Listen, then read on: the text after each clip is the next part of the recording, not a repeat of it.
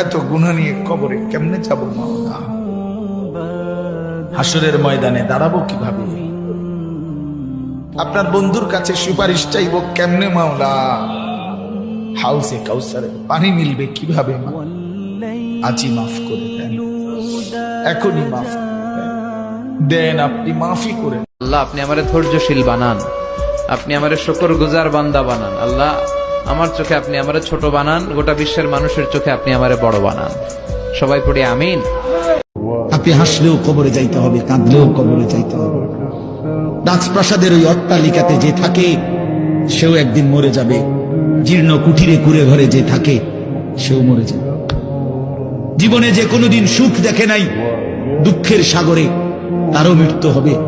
জীবনে যে কোনোদিন দুঃখ দেখে নাই, সুখের সাগরে ভাসছিল, তারও মৃত্যু হবে, সেও মরে যাবে।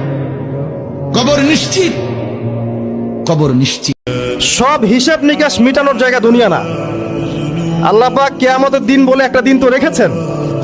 কে কতটুকু ভালো করলো, কতটুকু মন্দ করলো, কে অন্যায় করেছে, কে ঠিক করেছে, এটা হিসাব আল্লাহ করবেন। সব হিসাব এখানে হবে না, এজন্য মুসলিমরা হতাশ হয়ে যায়। এই দুনিয়াটা শুধু পরীক্ষা ক্ষেত্র। আল্লাহ, আপনি আমার দিলের মধ্যে তাকওয়া দেন। আল্লাহ, আপনি আমার দিল বিশুদ্ধ পবিত্র করে দেন। আনতা খায়রু মান যাক্কাহা, আপনিই তো হচ্ছেন সর্বোত্তম পবিত্রতাকারী। আনতা ওয়ালিয়ুহা, আপনি তো হচ্ছেন নফসের মালিক। ওয়া মাওলাহা।